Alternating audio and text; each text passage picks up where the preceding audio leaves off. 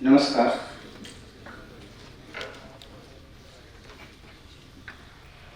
मंच पर उपस्थित हमारे सभी प्रिय सचिव बंधुवृंद, कन्वर्जेंस फाउंडेशन से आए हुए मेरे मित्र श्री पीयूष दोषी जी, IIM कोलकाता से आए हुए श्री सुमंत बसु जी, एवं इस हॉल में एवं इस तरह के और 3 हॉल में लाइव प्रसारित होने जाने वाले कार्यक्रम में भाग लेने वाले सभी बंधुवृंद, सबसे पहले मैं इंडस्ट्री डिपार्टमेंट को बहुत बहुत धन्यवाद देता हूं कि उन्होंने इस वित्त वर्ष, नए वित्त वर्ष के पहले दिन ही इस कार्यशाला का आयोजन किया और आप लोगों के बीच मुझे शरीक होने का मौका दिया। साथ ही साथ कन्वर्जेंस फाउंडेशन के श्री पीयूष दोषी जी को मैं तहे दिल से शुक्रिया अदा करता हूं कि बहुत ही व्यस्त रहते हुए भी उन्होंने त्रिपुरा आने का कष्ट किया और उन्होंने अपने सिंटिलेटिंग प्रेजेंटेशन के माध्यम से हम लोगों का उत्साहवर्धन भी किया और हमारे ज्ञान में बढ़ोतरी भी की।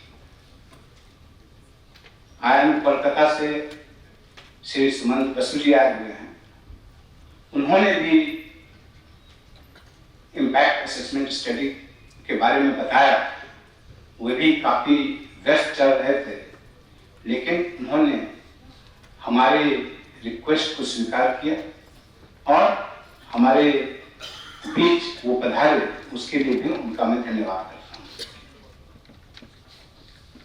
अभी 29 तारीख को जब हमें से बहुत से लोग मन की बात सुन रहे थे तो अचानक त्रिपुरा का जिक्र आया, और जब त्रिपुरा का जिक्र कहीं भी आता है तो स्वाभाविक है कि हम लोग काफी उत्साहित हो जाते हैं। और जब पहली बार जिक्र आया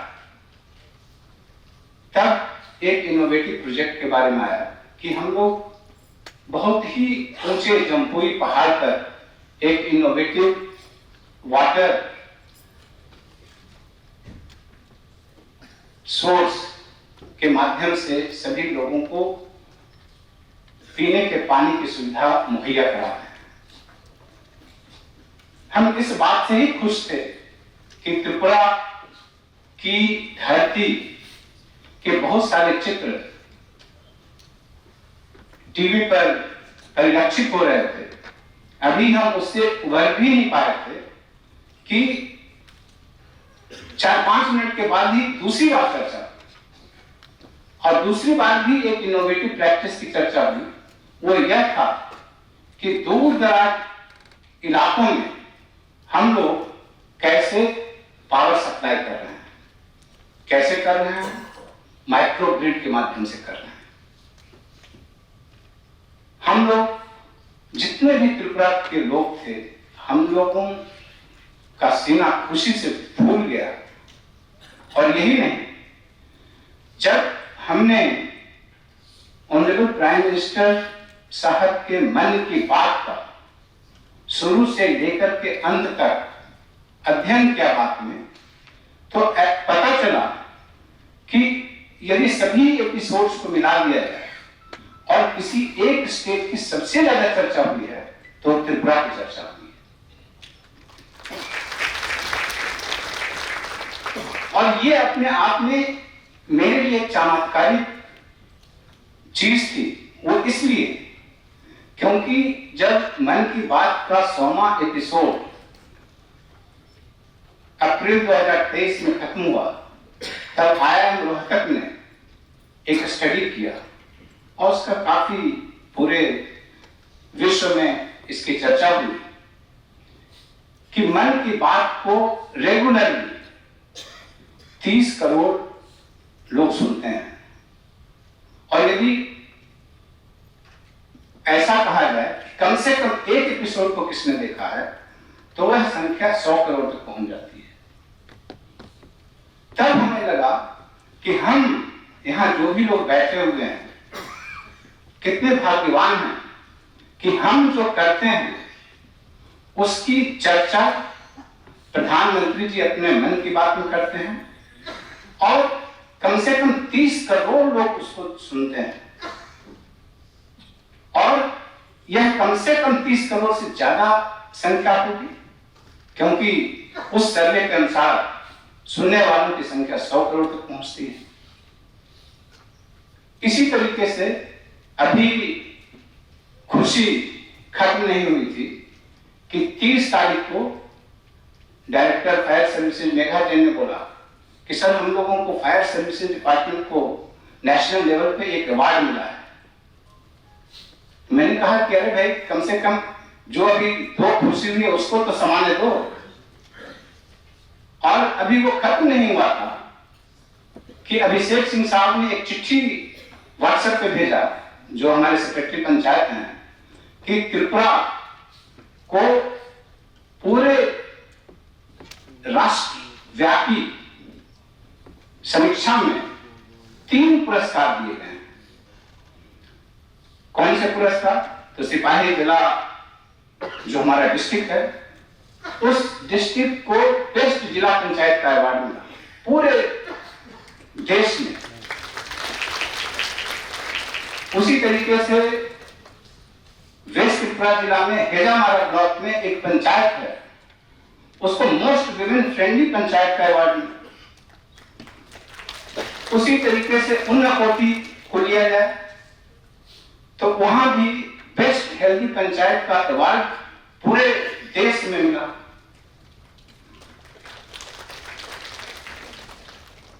इसी तरीके से 2025-26 का जो आर्थिक वर्ष अभी कल ही गुजरा, और जब हमने पूरे अवार्ड्स का संकलन किया कि विभिन्न विभागों को, विभिन्न पदाधिकारियों को, विभिन्न कर्मियों को कितने अवार्ड्स मिले हैं, तो 12 महीने में 37 अवार्ड्स मिले, और वो भी राष्ट्रीय स्तर पे। हम उन अवार्ड्स को छोड़ रहे हैं जो किसी एनजीओ के द्वारा दिए जाते हैं, किसी स्वयंसेवी संस्था के द्वारा दिए जाते हैं। ये ऐसे अवार्ड्स थे जो भारत सरकार के विभिन्न मंत्रालयों द्वारा उनकी समीक्षा के अनुसार उनके द्वारा चलाई गई स्कीमों एवं उनके कार्यक्रमों में अच्छे परफॉर्मेंस के आधार पर दिया जाता है। और कुछ ऐसे भी अवार्ड हैं कि जिनकी कैटेगरी मान लिया 7 है, 7 कैटेगरी में फर्स्ट प्राइज मिला। यदि हम पीएम जनमन जो मिनिस्टर ऑफ ट्राइबल अफेयर्स के द्वारा चलाया जाता है, तो उसमें सभी कैटेगरीज में बेस्ट स्टेट का अवार्ड मिला। तो ऐसा हम लोगों की टीम में कुछ तो है जो यदि हम चाह लें तो कुछ कर गुजरते हैं। जब मुझे याद है कि 2023 में जब हम लोगों ने सोचा था कि हमें पूरे त्रिपुरा के प्रशासन को पेपरलेस कर देना है, कैबिनेट मीटिंग से लेकर के ग्राम पंचायत में जितने भी कार्यालय हैं उनमें किसी भी पेपर की जरूरत नहीं पड़ेगी, तो ऐसा लग रहा था कि ये सब उटोपियन आइडिया है। और जब हमने शुरुआत की, अब बिना किसी मेमोरेंडम के, बिना किसी ऑर्डर के, बिना किसी नोटिफिकेशन के, जब हमने बातचीत के माध्यम से शुरुआत की, और शुरुआत ऐसी हुई और इतनी तेजी से निकल गया कि जो हमने टारगेट 1 साल का रखा था वो 8 महीने में पूरा हो गया। और जब हमने कैबिनेट सेक्रेटरी साहब के सामने हमने प्रेजेंटेशन दिया कि हमारी कैबिनेट मीटिंग्स पेपरलेस होती है, तो उन्होंने मजाक मजाक में कहा, कह रहे भाई हमारी नौकरी लेने पर क्यों तुले हुए हो, हमने नहीं शुरू किया, तुमने शुरू कर दिया और चल रहा है। तो ये अपने आप में हमारी जो दृढ़ इच्छा शक्ति है उसका प्रतीक है। इसी तरीके से अभी हमारे मित्र किरण गित्ते साहब बोल रहे थे कि हमने फेज 1 का जो डीरेगुलेशन कंप्लायंस बर्डन के जितने भी प्रायोरिटीज एरिया थे, हमने सभी पूरे राष्ट्र में सबसे पहले कर दिया। फेज 2 में भी हम लोग पूरी कोशिश कर रहे हैं, जी जान से लगे हुए हैं कि सबसे पहले हो जाए। उनके प्रेजेंटेशन में एक फोटो दिखाया गया था जिसमें डीरेगुलेशन फेज 1 की जो पहली मीटिंग हुई थी, अंशुली आर्या मैडम ने ली थी, टास्क फोर्स चेयरपर्सन, वो 27 मार्च को उन्होंने लिया था। और जो हमारा डीरेगुलेशन फेज 1 कंप्लीट माना गया या हुआ, वो जुलाई के लास्ट में हुआ। तो मोटा मोटी 126 दिन, 127 दिन, 130 दिन लग सकते हैं। और जब फेज 2 डीरेगुलेशन की चर्चा हुई और 15 जनवरी 2026 को पहली बैठक हमारे कैबिनेट सेक्रेटरी महोदय ने दी और 16 जनवरी को हमारे पास वो डॉकेट दिया गया और 30 जनवरी को हम लोगों को वो फैसिलिटी दी गई कि ऑनलाइन आप अपना प्रस्तुत कर सकते हैं, ऑनलाइन अपलोड कर सकते हैं जो भी आपने प्लान बनाया है। 30 जनवरी और कल का दिन था 31 मार्च।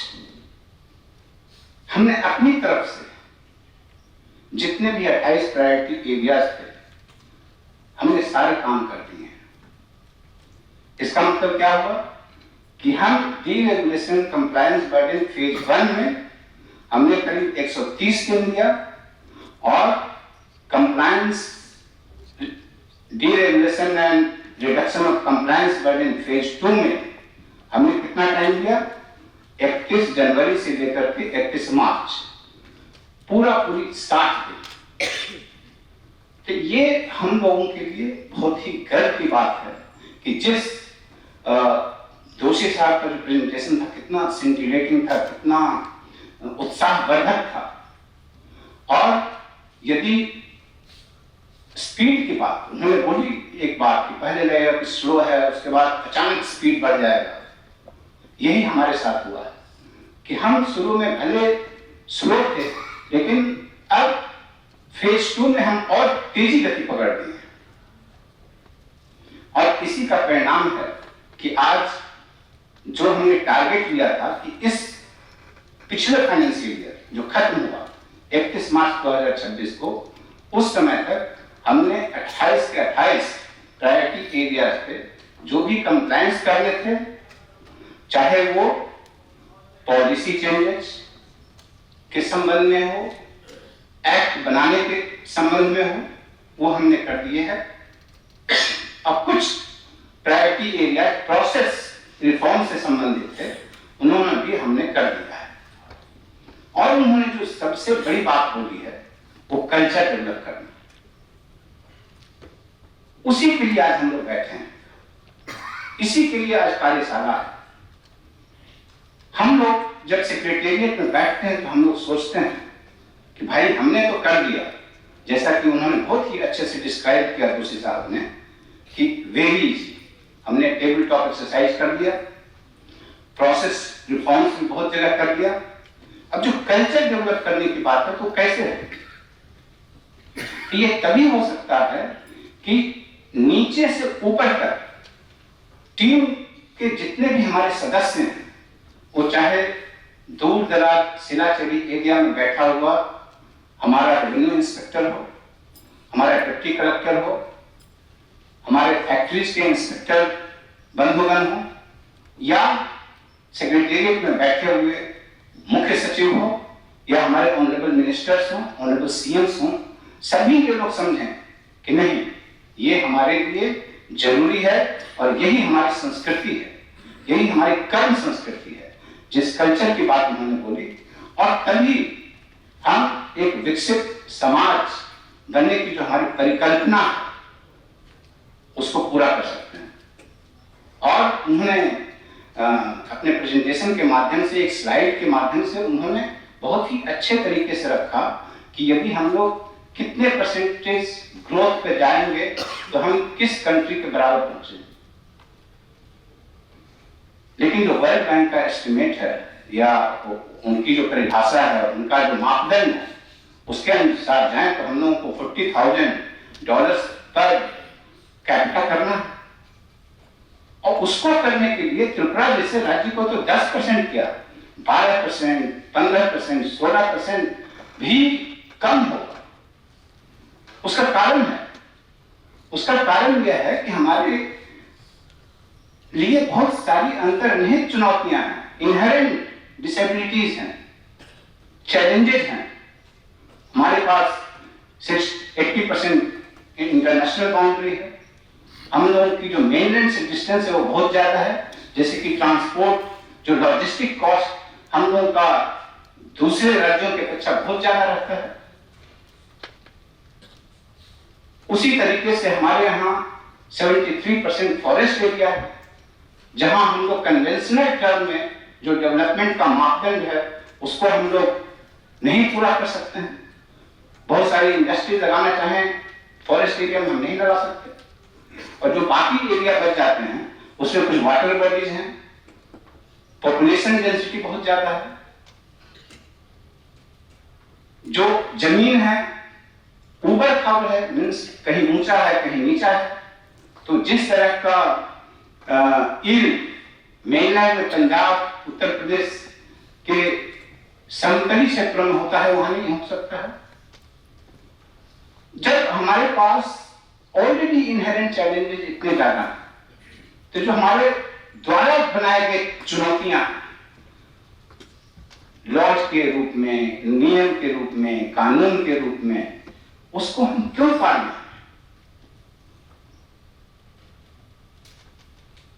और ये जितने भी नियम कानून बने हुए हैं सब वो बंधन हैं, वो बोझ हैं जो हमको तेजी से दौड़ने में असक्षम बना रहे हैं। हम लोग दौड़ नहीं पा रहे हैं। त्रिपुरा एक छोटी चिड़िया है, ये बहुत ऊंचा उड़ सकती है, sky is the limit, provided जो हमारे पंख हैं उसमें ये जो जितने जटिल कानून, जो रेगुलेशंस रूपी जो पत्थर बांधे हुए हैं उसको तोड़ करके फेंकना पड़ेगा। यदि वो टूट गया, पंख खुल गए, हम आजाद हो गए, हम उड़ने लगेंगे। भारत को सोने की चिड़िया कही जाती है, कल को त्रिपुरा को सोने की चिड़िया कही जाएगी। और मुझे पूरा विश्वास है कि यदि हम लोग जिस टीम भावना से काम कर रहे हैं, जिस तन्मयता से काम कर रहे हैं, जिस गति से काम कर रहे हैं, यदि वो करते रहें तो उन ऊंचाइयों को हम जरूर छू पाएंगे। आप लोगों से मेरा आग्रह है कि जितने भी रिफॉर्म्स किए गए हैं उनकी बारीकियों को समझें, उनके पीछे जो स्पिरिट है, जो मनसा है, उसको समझें। और उसके बाद जब आप समझ लेंगे, आप कन्विंस हो जाएंगे कि नहीं करना ही है, आपके लिए जब ये आर्टिकल ऑफ फेथ हो जाएगा, तब आप लोगों को समझा पाएंगे, आप लोगों की मदद कर पाएंगे। और जब सब एक दूसरे की मदद करेंगे तो मुझे पूरा विश्वास है कि जो हमारा सपना है विकसित त्रिपुरा का, वो हम जरूर पाएंगे और बहुत ही कम समय में पाएंगे। मैं आप सभी लोगों को बहुत बहुत धन्यवाद देता हूं और शुभकामना देता हूं। धन्यवाद।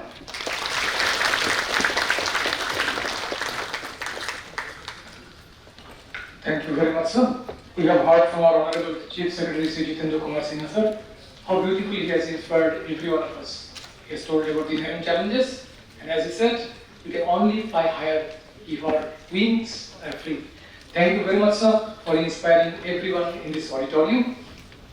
Now that brings us almost to the end of the program. May I request Director Industry and Commerce, Dr. Deepak Kumar, sir. So would you please come over the dais and offer official vote of thanks. Good afternoon, everyone. I would like to thank all respected members present here in this consultation workshop on compliance reduction and deregulation under the guidance of respected Chief Secretary, sir, which helped us, their team of secretaries, directors, HODs, and district magistrates to achieve the targets under Phase 1 and Phase 2, as well as Business Reforms Action Plan and District Business Reforms Action Plan. On behalf of Government of Tripura, I also extend my thanks to Mr. Piyush Doshi and Mr. Suman Basuji for sparing their valuable time to attend this workshop. In the end, I am very much sure the past 3 hours workshop had ignited the minds of all present here towards a cultural shift so as to adopt the deregulation and business reform in letter and spirit, which will help citizens towards ease of better living. Thank you very much.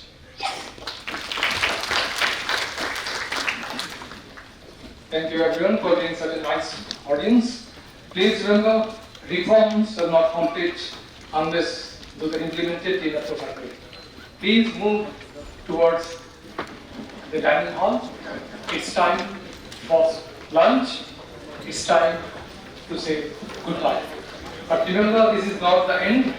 This is the beginning. Let's march towards Viksit Tripura, Viksit Bharat. Till we meet again, take care and goodbye. Thank you once again.